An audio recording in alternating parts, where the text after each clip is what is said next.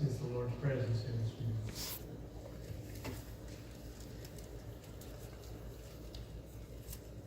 Lisa's asked that I remind folks that we do have soup kitchen this coming Tuesday night. We are responsible. Church of the Nazarene sets the bar pretty high when it comes to the soup kitchen. We have good folks there, and we have working folks there. And that's what it's about. We're not there to be served. We're there to serve. Amen? And that's what we're going to be there for.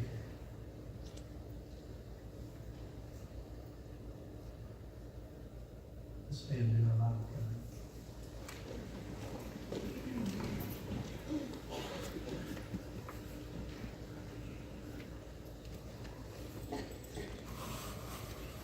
This is my Bible. I am what it says I am. I have what it says I have. I can do what it says I can do. Today I will be taught the Word of God. I boldly confess my mind is alert, my heart is receptive. I will never be the same. I'm about to receive the incorruptible, indestructible, ever-living seed of the Word of God. I will never be the same. Never, never, never. I will never be the same. In Jesus' name, amen. You may be seated. Just as Miss Judy, Elizabeth, and Freedom were singing this song, just since the Lord wants to do something special here this morning.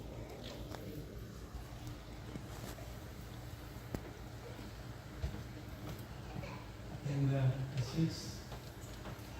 since the Lord kind of checking my spirit. If you don't know what it feels like to understand the words of the song that they just sung up to us and for us, if you have never prayed out of desperation, like the woman with the issue of blood, and if you've never felt that knowledge of the touch the hem of his garment, that song probably was meaningless to you. But many of us know what that feels like. And it was out of desperation that we were drawn to God. It was out of desperation. It was almost as if this was our last chance. This was, almost with faltering and failing. We come to him and we stumble and we fall down. And when we look up and we touch the hem of his garment, we know that something miraculous and something powerful is happening to us. There's nothing in this world that can mimic or fake that. So I encourage you this morning. If you've never been that desperate, you've never felt what that feels like to touch the hem of Jesus' garment, it's time you should. We're living in a world that is misunderstanding the whole idea of heroes. We're going to talk about a hero this morning. His name is Gideon. It's in the 7th chapter of Judges. If you don't have your Bibles open, get there if you will. And while you're getting there, I'll tell you a little story. There's a special place in Mansfield, Ohio. It's called the Bible Walk Museum. The Bible Walk Museum. Has anybody been there, by the way? Anybody here? Mansfield, Ohio. Yeah. Okay. Well, in this Bible Walk Museum, they have wax caricatures of people that they have scenes of the Old Testament. They have scenes in the life of Christ. They have one that is called the Heart of Reformation. They have the Museum of Christian Martyrs. They even have a place called the Amazing Grace Journey of the Apostle Paul. And you can go there and you can have a dinner, and it's called Dinner with Grace in Mansfield, Ohio. It's a Bible-themed dinner theater that's held right there on the property. Now, why am I telling you this today? In reference to heroes, and thinking about Gideon, and thinking about why we're still talking about Gideon today, you need to know that in the society and the culture in which we live, heroes come and go. And how many of you have ever been to a wax museum, by the way? We went not this last summer before last, we went to the one up in Pigeon Forge, and it was pretty incredible, really. I had my picture made with several very famous people. They were dumber than I thought they were. They couldn't put two words together in a sentence. Marilyn Monroe was very pretty. I had my picture made with her.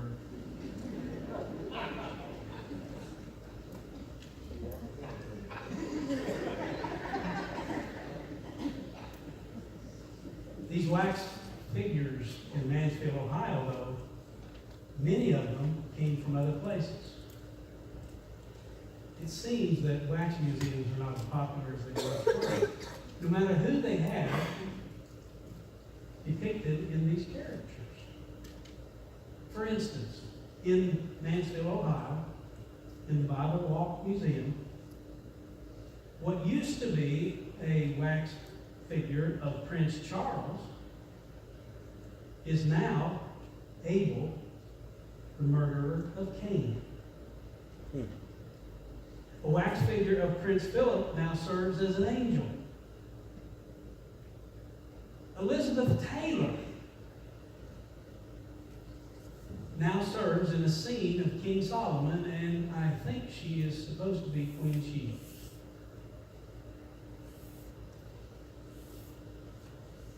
Steve McQueen, John Travolta have their roles as well. And now this is the kicker. Tom Cruise has been recast as Jesus. Now, why did I tell you that story? The reason I tell you that story is because wherever these characters have been, they're not popular anymore.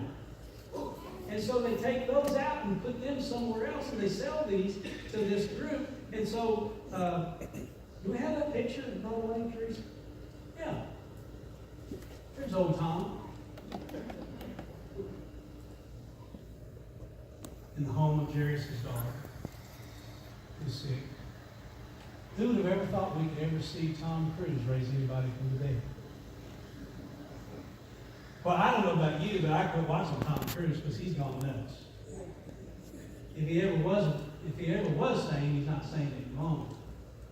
But anyway, that shows you how quickly heroes come on the scene and fade away. And yet, in the 7th chapter of Judges, we read about a man that is worthy to be our hero.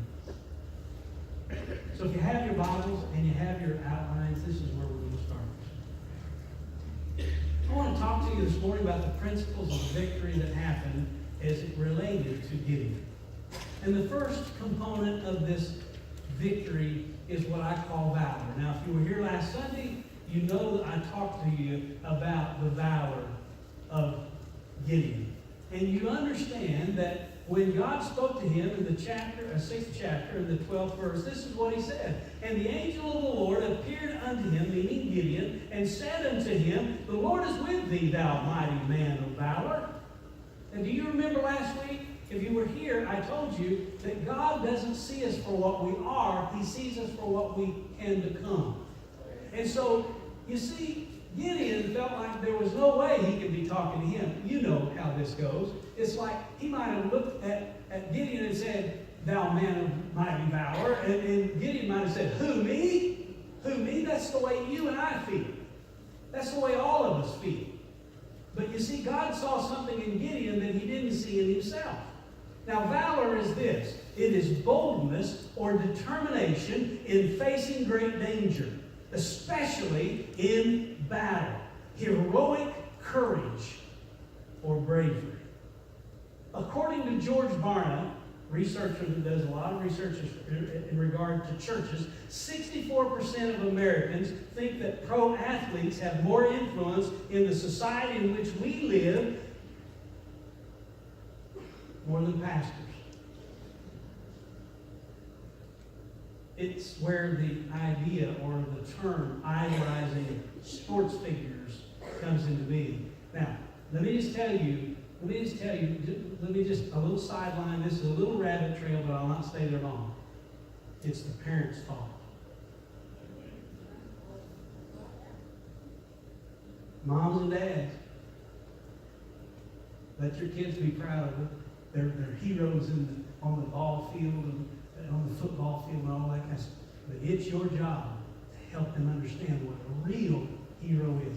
And I guarantee you, it's not a super $1 million thug.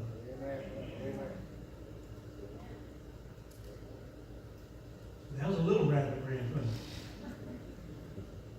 let me read to you Judges, starting with the first verse. Then Zerubbabel, that is Gideon, and all the people who were with him rose early and camped beside the spring of Harod. The camp of Midian was on the north side of them by the hill of Moreh in the valley. And the Lord said to Gideon, the people who are with you are too many for me to give Midian into your hands. For Israel would become boastful, saying, my own power has delivered me. Now, therefore, come. Proclaim in the hearing of the people, saying, whoever is afraid and trembling, let him return and depart from Mount Gilead. So 22,000 people returned, but 10,000 remained. And this is what I want to tell you. The first principle component of victory is always going to be valor. And this is the reason. If you're filling out the outline, A, fear suits us for failure, not for winning the battle. That's what fear suits you for failure. Secondly, God can't use cowards.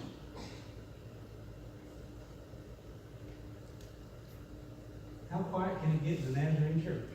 I think we just experienced it. Now, I have good news for you. I have a feeling we all start out as cowards. Now you feel better, don't you? But if we remain cowards, God can't use us. C. And the reason is because fear is contagious. Oh, there's no stronger, more true statement ever been made from this book. Fear is contagious. I could go through the scripture again and again, cite story after story. Let me just go ahead and back and mention about the 12 spies.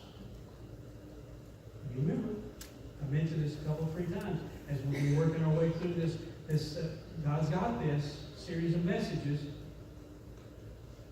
12 went. 10 said no, 2 said no. Fear won out. Deuteronomy 20, verse 8 tells us how it happens. And there is a man here who is wavering. Is there a man here who is wavering in resolve and afraid? Let him go home right now so that he doesn't infect his fellows with his timidity and his cowardly spirit. It's what happens. It's what takes place. Can I just tell you, if you're filled with fear, keep it to yourself. I think about what this church has been through in the time that I've been your pastor. There have been countless times, Gerald, we had every reason to have all kinds of fear. There were even people saying, don't do this, don't do that. But guess what? God said, go. God said, build. And every time we have board meetings, we just kind of have shouting spells when we look at our debt. And every time I think about our debt, it makes me think about the building of the rebuilding of the temple when the children of Israel came back from Babylonian captivity. You remember the story? I've told it to you many times.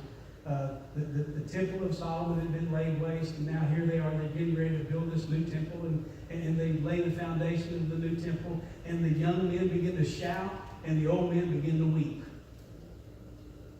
Because the old men remembered what they heard. They knew what Solomon's temple was all about, how beautiful and grandiose and how big it was. And now here it is, that little bitty temple. So the young men have never seen a temple. They're thrilled. They're excited. That's the way I think every time we look at our dead.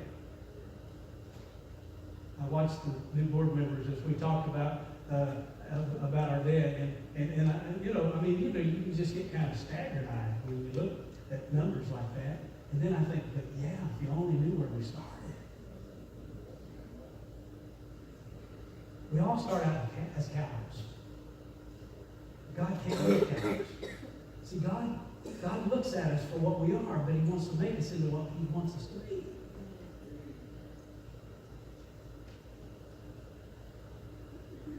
Second Timothy, the first chapter, we know this verse. For God has not given us the spirit of fear, but of power and love and sound mind. Thank God that even means Nazarenes. Fear will conquer faith, or faith will conquer fear. That's the way it works. And there is no breaking down or changing of that equation. That equation is true. So, the first principle or component of victory in regard to Gideon is that of valor. The second is this. The second principle is vigilance. Let me read to you beginning with verse 4. Then the Lord said to Gideon, the people are still too many. Bring them down into the water, and I will test them for you there. Therefore it shall be that he of whom I say to you, this one shall go with you, he shall go with you. But every one of whom I say to you, this one shall not go with you, shall not go. So he brought the people down to the water, and the Lord said to Gideon, you shall separate everyone who laps the water with his tongue as a dog laps, as well as everyone who kneels to drink. Now the number of those who lapped, putting their hands to their mouth, was 300 men. But all the rest of the people kneeled to drink water. The Lord said to Gideon, I will deliver you with the 300 men who lapped, and will give the Midianites into your hands. So let all the other people go, each man to his home. Now, this is the place in reading these Bible stories where we've read this so many times, we lose sight of reality. Because you know as well as I know that if we started out with 32,000 warriors and we're in charge, and God in His great, powerful gift of subtraction takes me from 32,000 down to 300 men, I'm going to look at the Lord and I'm going to say, are you out of your mind? Amen? What's wrong with y'all this morning? Amen? See, sometimes we get case hardened by these stories and we don't realize these were real people. Gideon was a real warrior. And in his own mind and in his own heart, there is no doubt in my mind, he was thinking the Lord is not in touch with reality. But He always is. He's always in touch with our reality. With your reality. With what you're facing right now. He's in touch with that. Victor, He knows all about this surgery this Wednesday. He knows all about it. He's already there. He's in touch with your reality. But now Gideon probably didn't think so. Right? Y'all are a hard crowd this morning. So what is vigilance? Why is it so important? It's a state or quality of being watchful or alert. Now the Israelites, if you're filling out the outline, the Israelites were offered what I call a verbal test. All right? All of those that are scared, go home. The boy did it. 22,000 went home. Left 10,000 soldiers. It's amazing how quickly you can thin the ranks when there's a test that is administered. As you see, this test they knew about. But the 10,000 that remained probably had no idea that when they were sent down to the river to drink, that they were facing the test. B, if you're filling out the outline, the Israelites were offered what I call a silent test. How the soldiers would drink was a test of vigilance. Now, there's lots of different kinds of theories about why this was done the way it was done. But to me, the most plausible is that if you were to bring water to your mouth and you were to hold your head up and you were to drink it like this, it would seem to me that the idea was you were able to keep the eye on the end. And if you were on all fours down, drinking the water, and your head had to be down to the water, that you could be inundated with the enemy before you even knew it. The 300 were the ones that pulled the water up to their mouth and lapped it like a dog. It was a test of vigilance. It was a test of alertness. And if you're going to go to battle, even if it was a convention, you would want someone that's alert. You would want somebody that was vigilant. You wouldn't want somebody taking care of you from the back that was not alert. And so this silent test tells us this. If you're filling out the outline C, God tests us when we're unaware. In fact, some may be tested here this morning in this place. I love the song that the choir sings. It's one of my favorites. I'll say, yes, Lord, yes. Yes, Lord, yes. And I know there's a whole lot of yeses in there. Some of y'all don't like that repetition. God's waiting to hear you say yes. Yes. Yes. Yes, Lord, yes.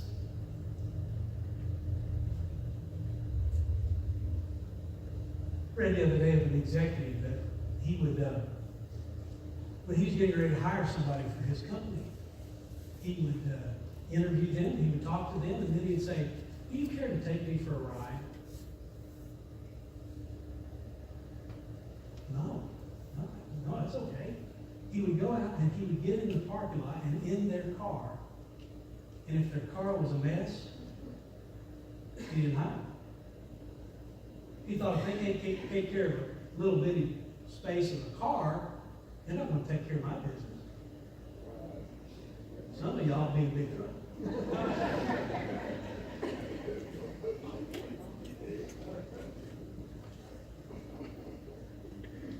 I heard another test that was administered by an executive.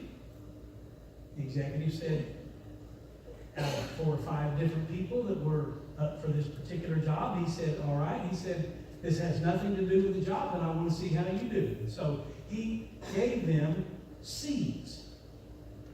He gave them seeds. And he said, I want you to take these seeds home, and I want you to plant them, and in 3 months, I want you to bring back the plant that you have from these seeds.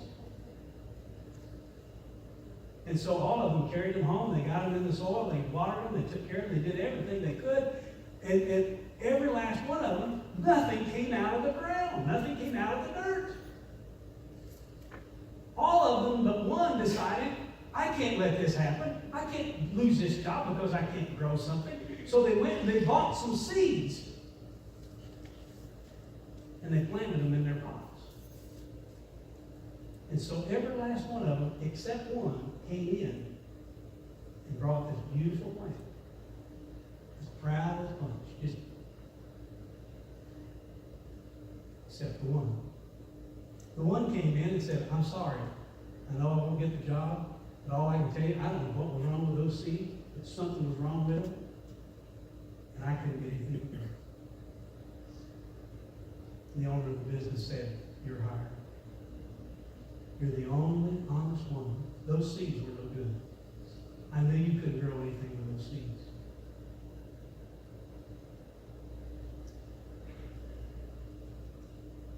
God's testing us. Will we tell the truth? Will we be people of honor?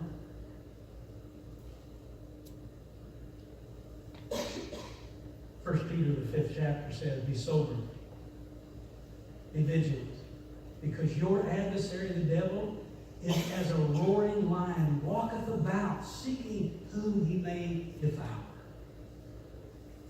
And beloved, he devours folks that are not honest. He devours people that are not above board, that are not people of integrity. I know we have several folks here that have come from Catholicism.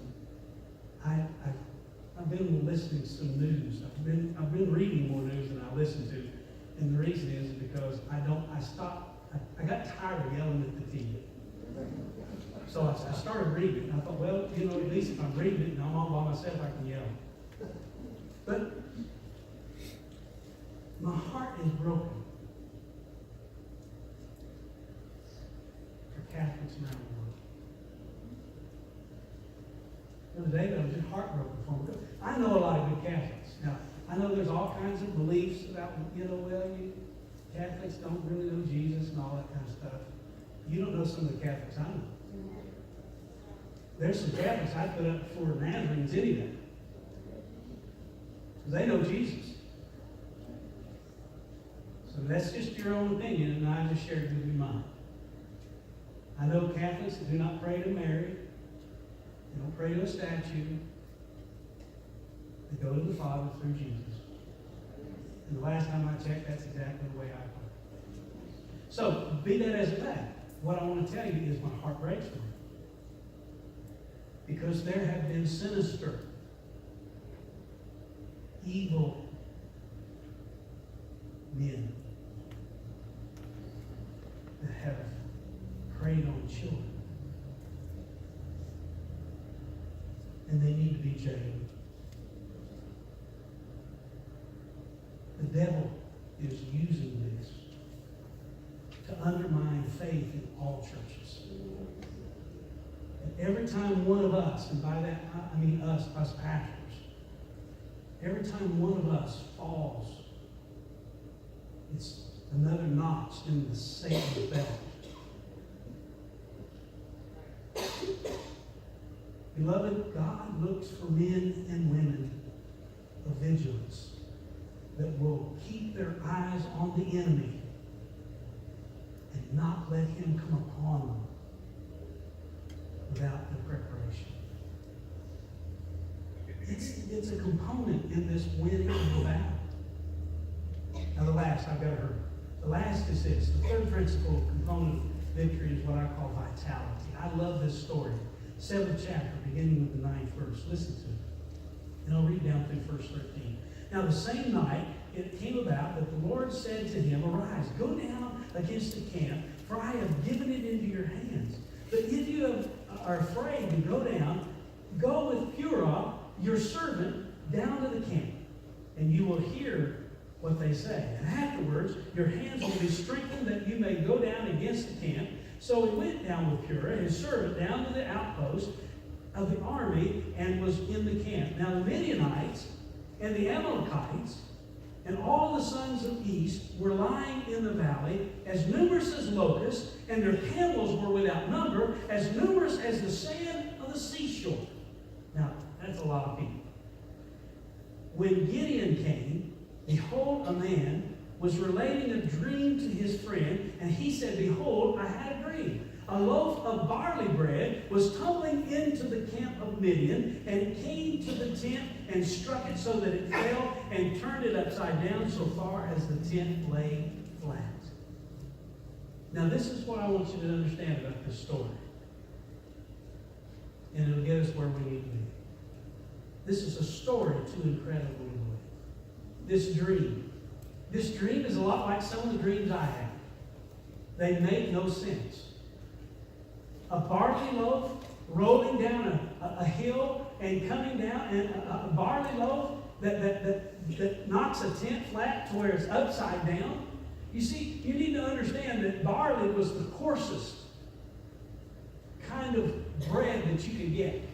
Only poor people ate barley bread. In other words, barley was nothing. Nothing. And all of a sudden, this barley loaf rolls down into this camp. And it's this story that is too incredible to believe, that if you're filling out the outline, the story infuses the heart with courage. I love this story. Look at verse 14. "And his fellow answered and said, This is nothing else save the sword of Gideon, the son of Joash, a man of Israel. For into his hand hath God delivered Midian and all of the host. And it was so, when Gideon heard the telling of the dream and the interpretation thereof, that he worshipped and returned to the host of Israel and said, Arise, for the Lord hath delivered into your hand the host of Midian." Because you see, Gideon knew he was the barley loaf. Gideon knew what he was. But he also knew that God had his hand on it. So you see, you and I can start out as cowards. You and I can start out as barley loaves. The poorest of the poor. The weakest of the weak. Somehow or other, when God gets a hold of it, He changes everything. Beloved, even some little flunky guy sitting there around the campfire of the enemy, hearing this story, this flunky business, God's in this situation. Now notice this. Next to the last outline thing in the book, begin to close. The size of your army doesn't matter. The size of your God does. You know, last week I just couldn't help it, but I can't help it this week. Amen. The size of your army doesn't matter. But the size of your God does. Now, this is the key. Go back to the 6th chapter, verse 34. This is what it says. Then the Spirit of the Lord came upon Gideon, and he blew a trumpet, summoning the Abiezrites. Now, that phrase, the Spirit of the Lord came upon Gideon, has a literal translation. It's the reason I translate sometimes from the Greek to the New Testament, or of the New Testament, and it's why I go back, because I did not take Hebrew. It's why I go back to the literal translation and try to find out what it says. This is what the literal translation says. The Lord clothed himself with Gideon. Now that's Old Testament. The Lord clothed himself with Gideon. It's kind of like this. Everybody look up here. This jacket can't do a thing. Can't do a thing. If I put this jacket on, it moves with me. I don't know why God does this. I don't understand why God trusts us the way He does. That He wants more than anything else to clothe Himself with you. Now in the New Testament, we know that the Holy Spirit comes to live within the heart of every believer. And so the Spirit of God himself in us. So that as we're here this morning, and as God would speak, he wants us to hear him. Now, tonight, we're going to talk about the battle. We're going to talk about how God wins the battle. This morning, I've told you about the components that are involved in the victory. Before we leave this morning, this is what I want you to understand. I want you to know that if you've not been clothed with the power of God from on high, you need to win the battle. And God says, I got this. Are you listening? We've listened a long time. This is where we've come to. God wants to say, I've got this. But first, are you listening? He first has to say, I've got you.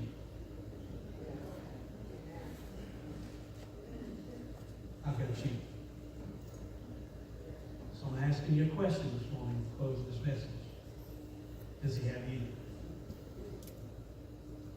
I'm not asking you, are you here today? I see you are. But whether you're here today or not doesn't have anything to do with whether he's got you. Does he have you? Does he have all of you? God wants to say, I've got this. And he first has to say, I've got you.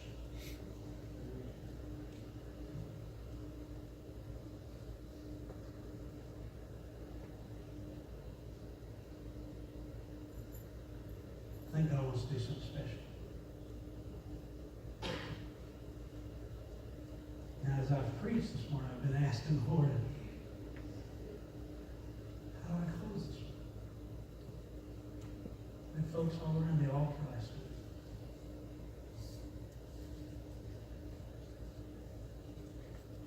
I want you to sit right where you're at.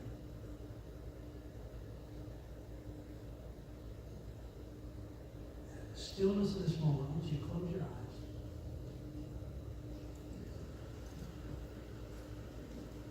And ask yourself this question. How much of me does God have? How much of me does God have? Can I tell you, if he has all of you, your life is controlled by his Spirit. If he has all of you, you walk a life of obedience. If he has all of you, you're an active part of the body of Christ. If he has all of you, he says to you, I've got this.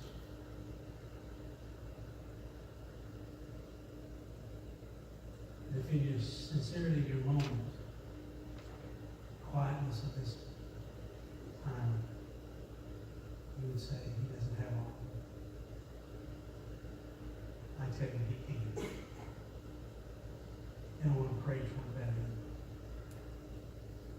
Father, Gideon is a true hero. Gideon may have started out a coward. He saw something in him that he didn't see in himself. Just like every person in this sanctuary today. Lord, I pray this morning for everyone here. I pray for all of us.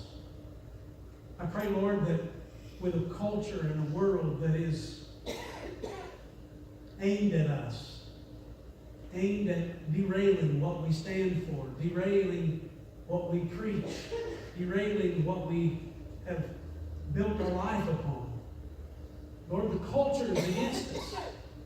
And you want more than anything else to bring victory out of that which seems to be defeat. But you can't use cowards. You must use people that are full of valor. Men that say, Lord, even though you diminish my my warriors, even though you send most of them home, even though, Lord, it looks impossible to me today, I'm going to trust you. I'm going to put my confidence in the God that I serve. Because I realize it's not the size of my army, but it's the size of my God. And Father, today we find you to be big enough. We find you to be strong enough. We find you to love enough. We find you to forgive enough. That no matter who we are, no matter what brings us to this place today, Lord, you have a mission and a plan for our lives. And regardless of where we've been, regardless of what we've done, all you ask us today is, do I have all of you? Because when you know that you have all of us, you are so quick to say, I've got this. And so, Lord, in and out of these rows of seats, I pray that you would come and bring communion to these hearts.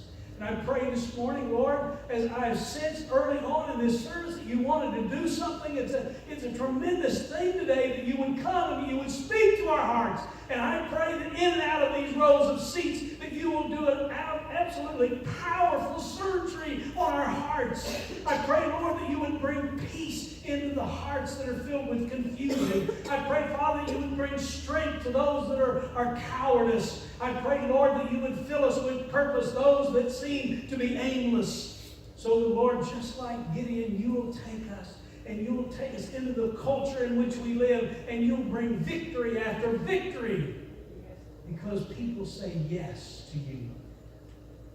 So, Lord, in and out of these seats today are your people. Valiant warriors, men and women of valor. Oh, God, use us here today. Lord, thank you for what you do. Thank you for being here. Thank you for your faithful Holy Spirit. Thank you, Lord, for coming in and commandeering a place, this time like you have here this morning. For, Lord, if no one else knows, I do. But you're here. Have your way in our hearts.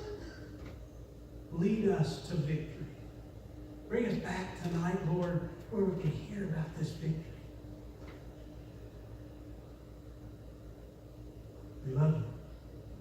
And I thank you this morning for your faithfulness. May we be equally faithful in return.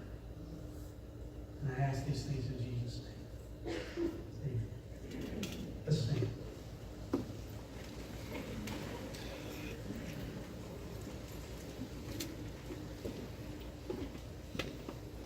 Praise God, from whom all blessings flow.